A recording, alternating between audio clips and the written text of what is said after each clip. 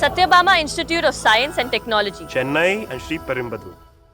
திருமாவளவன் இன்னைக்கு பேசினதுக்கு மாணிக்கம் தாக்கூர் ஒரு பதில் சொல்லியிருக்காரு. என்ன சொல்லியிருக்காருன்னா, தமிழ்நாட்டில் காங்கிரஸ் தனது அடையாளத்தையும் அமைப்பையும் வலுப்படுத்த முயற்சிப்பதை கூட்டணி எதிர்ப்பாக சித்தரிப்பது சரியானதல்ல அப்படின்றாரு. அவங்களோட கட்டமைப்பை வலுப்படுத்துறதுக்காகத்தான் எல்லா முயற்சிகளும் எடுத்தமே தவிர நாங்கள் கூட்டணி கட்சிகளை பலவீனப்படுத்தலை அப்படின்னு ஒரு விளக்கம் கொடுத்திருக்காரு. திருமாவளவன் பேச்சு சரியில்லைன்றதை அவர் சுட்டிக்காட்டுறாரு.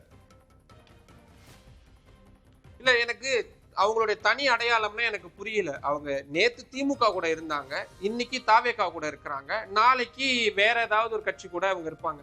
இப்போ தமிழ்நாட்டுல பாரதிய ஜனதா கட்சி கூட தனித்து போட்டியிட்டு இரட்டை இலக்க வாக்கு சதவிகிதம் அப்படின்றத வாங்கியிருந்தாங்க. அண்ணாமலை தலைவராக இருந்த அந்த காலகட்டத்துல அவங்களால அந்த மாதிரி தனியா வெற்றி தோல்வி அதை ரெண்டையுமே விட்டுருங்க சார். ஆனா அவங்களுக்கு தனியா நிக்கிறதுக்கான ஒரு கட்டமைப்பு அப்படின்றது அவங்க கிட்ட இருக்கு. அது அவங்க நம்பர்ஸ்ல வேணா அவங்க எம்எல்ஏ வேணா ஜெயிக்காம இருக்கலாம், ஆனா அவங்களால ஒரு ஒரு பெரிய வாக்கு வங்கி அப்படின்றத வாங்க முடியும். ஸ்ட்ரக்சரலா அவங்களால அதை பண்ண முடியுது. ஒரு பெரிய மேஜர் நம்பர்ஸ்ல அவங்களால ஆட்களை நிறுத்தி அவங்களால போட்டியிட வைக்க முடியுது. காங்கிரஸ் கட்சி அதுக்குமே தயாரா இல்லையே. இப்ப இன்னைக்கு 2 அமைச்சர்கள் பதவிக்காக அவங்க போய் இப்ப சேர்ந்திருக்காங்க. ஒருவேளை நாளைக்கு தாவேகாவுக்கு தேவையான எல்லா இடங்களும் அதிமுக பிரிஞ்சு வரக்கூடிய சட்டமன்ற உறுப்பினர்கள் மூலியமாவே கிடைச்சிருதுன்னு வச்சுக்கோங்களேன். கூட்டணி ஆட்சிக்கு அவசியம் இல்லாத ஒரு தருணம் அப்படின்றது வருதுன்னு வச்சுக்கோங்களேன்.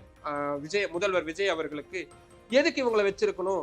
நாளைக்கு இவங்க பாஜகவை எதிர்க்கணும்னு சொல்லுவாங்க. ஒருவேளை விஜய் அவர்கள் எதிர்காட்டி என்ன பண்ணுவாரு? இவங்களுக்கு கூட்டணி விட்டு நீங்க வெளியே போறதா போய்க்கோங்கன்னு சொல்ல போறோம். ஒருவேளை இது எல்லாமே ஹைப்போதெட்டிக்கலா தான் நம்ம சொல்றோம். அப்ப இவங்க எங்க போவாங்க? இப்போ பாஜகவுக்காவது அதிமுக இல்லைன்னா கூட பாமக கூட கூட்டணி இல்ல மற்ற கட்சிகள் கூட கூட்டணின்னு அவங்களால ஒரு தேர்ட் ஃப்ரண்ட்டை ஃபார்ம் பண்றதுக்கான ஒரு ஒரு ஒரு கெப்பாசிட்டியாவது அவங்க வச்சிருக்காங்க. கடந்த காலங்கள் ரொம்ப ரீசெண்ட் டைம்ஸ்ல அவங்க பண்ணியிருக்காங்க. ஒரு 3 வருஷத்துக்கு முன்னாடி அவங்க பண்ணியிருக்காங்க. காங்கிரஸ் எப்ப இதை பண்ணியிருக்காங்க? ரீசெண்ட் டேட்ஸ்ல. ஒருவேளை இப்ப தாவேகாவோட கூட்டணி ஏதோ ஒரு காரணத்துக்காக முறியுதுன்னு வச்சுக்கோங்களேன், என்ன பண்ணுவாங்க? அவங்களுக்கு அடுத்த கோல் அவங்களுக்கு என்னவா இருக்க போகுது? அடுத்த போக்கிடம் என்னவா இருக்க போகுது? மீண்டும் திமுக கூட்டணியில வர முடியாத ஒரு சூழல் இருக்கு. அரசியல் என்ன வேணாலும் மாறலாம். ஆனா இப்போதைக்கு அதான் சிச்சுவேஷன். காங்கிரஸை நம்பி யாரு வருவாங்க? அவங்க சொந்த கட்சிக்காரங்களே யாருமே கூட இருக்க மாட்டேன்றாங்க. எல்லாருமே ரிசைன்மெண்ட் போயிட்டு இருக்கிறாங்க. இப்ப இதைத்தான் திருமாவளவன் அவர்கள் அவர் கூட்டணி நன்மை நம்ம ஒட்டுமொத்தமா இருந்தா மட்டும்தான் ஜெயிக்க முடியும், பாஜகவை தோற்கடிக்கணும்னு எல்லாரும் ஒத்துமையா இருக்கணும்ன்றத அவர் மென்ஷன் பண்றாரு. ஆனா காங்கிரஸ் அவங்களுடைய குறுகிய கால அந்த விக்டரிக்காக இப்படியான சார் 2 அமைச்சர் பதவி கிடைக்கிறதுனால அவங்க ஸ்ட்ரக்சர்ல என்ன பெருசா மாற போறாங்க? ஏன் புதுச்சேரியில அதை தாராளமா பண்ணிருக்கலாமே. அவங்க தானே ஆன்டி இன்கம்பன்சிய நீங்க அழகா அறுவடை அமைச்சரவையில் இடம்பெறுவதன் மூலமாக கட்சியை வளர்க்க முடியும் நினைக்கிறாங்க. அடுத்தடுத்த நகர்வுகள்ல அவங்க இப்ப அடுத்து உள்ளாட்சி 2 MP கிடைச்சிருக்கு. இது மாதிரி அடுத்தடுத்த கட்டங்களுக்கு வளர முடியும்னு நம்புறாங்க.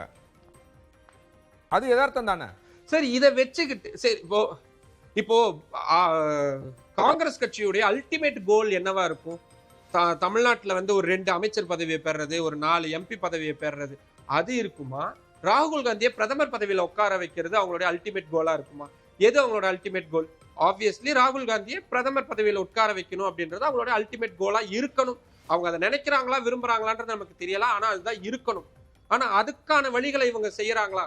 நான் திருப்பி அதுதான் சொல்றேன். இப்போ நீங்க குஜராத் மாநிலத்துல கிட்டத்தட்ட 1/4 நூற்றாண்டுகளுக்கு மேல ஆச்சு காங்கிரஸ் அங்க ஒரு எழுச்சியை பார்த்து பண்ண முடியல.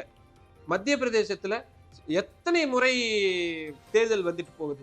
சிவராஜ் சிங் சௌஹானை மாத்திட்டு புதுசா ஒரு முதல்வரை கொண்டு வராங்க. அப்போ கூட இவங்களால எந்த ஆன்டி இன்கம்பன்சியும் உருவாக்க முடியல. நீங்க யூபி எடுத்துக்கோங்க. யூபியில இன்னைக்கு என்ன காங்கிரஸ் தான் ஃபோர்ஸா இருக்கிறாங்களா? அங்க அகிலேஷ் யாதவ் தான் ஃபோர்ஸா இருக்கிறார். ஒடிஷா மாநிலத்துடைய அசைக்க முடியாத தலைவராக இருந்த நவீன் பட்நாயக்கை நீக்கிட்டு அந்த இடத்துல காங்கிரஸா போய் உட்காந்துருக்காங்க, பாஜக தான் போய் உட்காந்துருக்காங்க. மேற்கு வங்க மாநிலத்துல மாற்று சக்தியா காங்கிரஸா வந்திருக்காங்க. பாரதிய ஜனதா கட்சி உருவாகி இன்னைக்கு அவங்க ஆட்சியவே பிடிச்சிட்டாங்க. வடகிழக்கு மாநிலங்கள் அத்தனையுமே எடுத்துக்கோங்க. ஜம்மு காஷ்மீர் மாநிலத்தில் அவங்க என்ன ரோல் பிளே பண்ண? சவுத் இந்தியால ஓகே, கர்நாடகால இருக்கிறாங்க, தெலங்கானால இருக்கிறாங்க. இப்போ கேரளாவிலுமே 10 வருஷம் கேரளா மாநிலத்துடைய வரலாறு எடுத்து பார்த்தோம்னா 5 ஆண்டுகளுக்கு ஒரு முறை அங்க ஆட்சி மாற்றம் வந்துகிட்டே இருக்கும். ஏன்னா அதுதான் நல்லதுன்னு மக்கள் விரும்புவாங்க. ஆனா அப்படி இருந்தும் கூட 2 முறை தொடர்ச்சியா கம்யூனிஸ்டுகளுக்கு ஆட்சி வழங்குறதுக்கு வாய்ப்பு வழங்கியிருந்தாங்க கேரளா மக்கள். எங்க 10 வருஷம் ஒரு ஆன்டி இன்கம்பன்சி அறுவடை பண்ணி நீங்க ஜெயிக்க முடியலன்னு என்ன பார்ட்டி ரன் பண்ண போறாங்க? அப்போ நான் திருப்பி அதான் சொல்றேன், கூடவே இருக்கக்கூடிய மாநில கட்சிகளை தோற்கடித்து அந்த இடத்துல வெற்றி கோல வச்சணும்னு நினைக்கக்கூடிய காங்கிரஸ் கட்சி கொஞ்சம் கூட பாரதிய ஜனதா கட்சிக்கு ஈக்குவலான ஒரு டஃப் ஃபைட் கொடுத்து அவங்க கைப்பற்ற முடியாத இடங்கள் எல்லாம் கைப்பற்றணும்னு நினைக்கிறாங்க. உத்தராகண்ட் மாநிலத்தை எடுத்துக்கோங்க. நீங்க எத்தனை முறை கேட்டாலும் இந்த பட்டியலை நான் சொல்லிக்கிட்டே இருப்பேன். ஜார்க்கண்ட் மாநிலத்துல காங்கிரஸ் கட்சியா வெற்றிக்கு பாடுபட்டாங்க. நான் அந்த மாநிலத்துக்கு நேரா போய் அத்தனை நாள் அங்கேயே இருந்து பார்த்தேன். ஜார்க்கண்ட் முக்தி மோர்ச்சா கட்சியுடைய அந்த ஒரு இருப்பு தான், இன்னும் சொல்ல போனா சிறையில் இருந்தார் ஹேமந்த் சோரன். அவங்க மனைவி கல்பனா சோரன் ஒரே ஆளா இருந்து அவ்வளவு பெரிய கேம்பெயினை பண்ணி அந்த மாநிலத்துல வெற்றியை தேடி தந்தாங்க. சம்பாய் சோரன் கிட்டத்தட்ட நிழலா இருந்தவர் ஹேமந்த் சோரனுக்கு. அவரை பிரிச்சு கொண்டு பாஜக அவ்வளவு விஷயங்கள் பண்ணாங்க.